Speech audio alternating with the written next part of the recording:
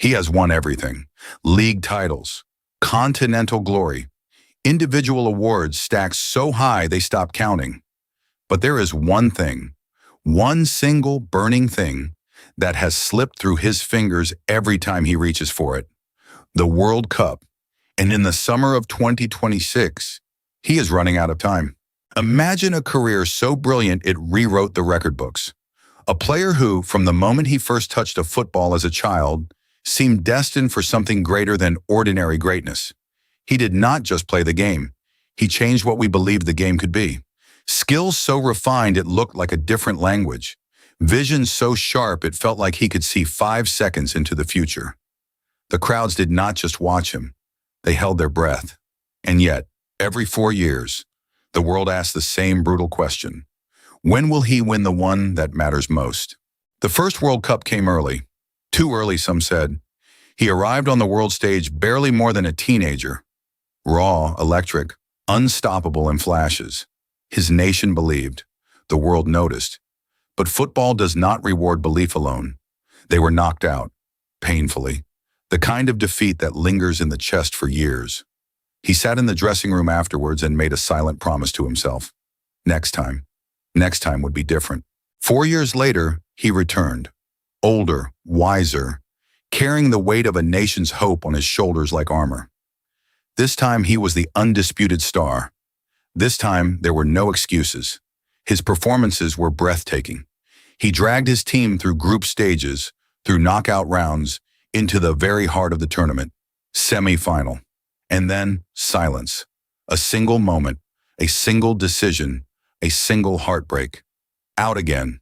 He did not cry in public. He never did. But those who were there say his eyes told a story his face refused to show. Time passed, as it always does. Club football brought everything it could offer. Championship after championship, season after season of brilliance. But every 4 years the cycle returned. Another World Cup, another chapter of hope, and another chapter of pain. Perhaps the cruelest came when they reached the final. The final. So close he could almost feel the trophy in his hands. He could hear it. He could see it. And then it was gone, lost in the cruelest of ways. The kind of ending that rewrites a legacy if you let it. The critics sharpened their knives. He cannot do it on the biggest stage, they said. A great player, but not a world champion. And those words found him in the dark. Here is what they never showed you.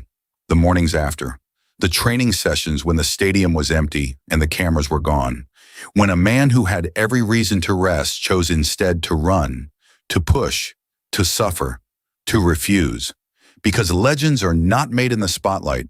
They are made in the silence, in the darkness before dawn, in the moments when nobody is watching. He had a family now, children who would ask him one day what it felt like. He had teammates who believed in him when the world had started to doubt. He had a hunger that age had not dulled. If anything, it had sharpened it, made it something close to desperate.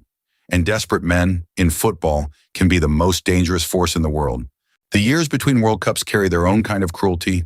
The body changes. Recovery takes longer. The game gets faster even as the clock moves slower. Younger players emerge, players who grew up watching him, who wore his number on their backs as children. And now they challenge him for his place. His place. There were moments, quiet, private moments, when he must have wondered, is this the year I finally let go?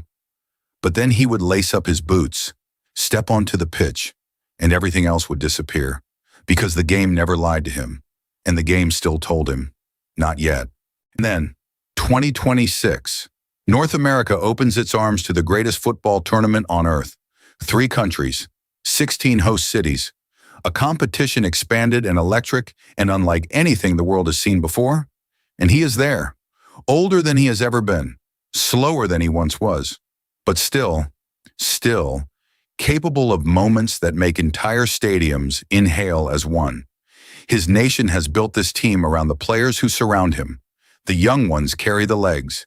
He carries the wisdom. Game by game, round by round, the world watches. Because everyone knows. This is the last time we will ever see him here. This is it. In the group stage, he is quiet, measured, saving himself. But in the round of 16, a flash, a moment so instinctive, so impossibly precise that commentators struggle to find the words. The kind of goal that only he scores, that only he has ever scored. And the stadium does not just cheer, it roars like something ancient and primal has been awakened. He does not celebrate wildly. He stands still for a single second, eyes closed, chest heaving, and in that second, you can feel everything. Every year, every heartbreak, every empty morning on an empty training pitch. All of it compressed into one breath.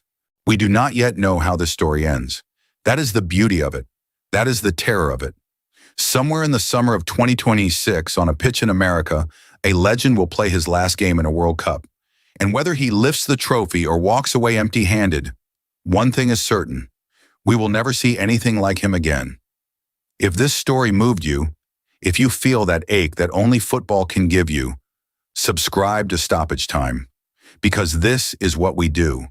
We tell the stories that deserve to be told.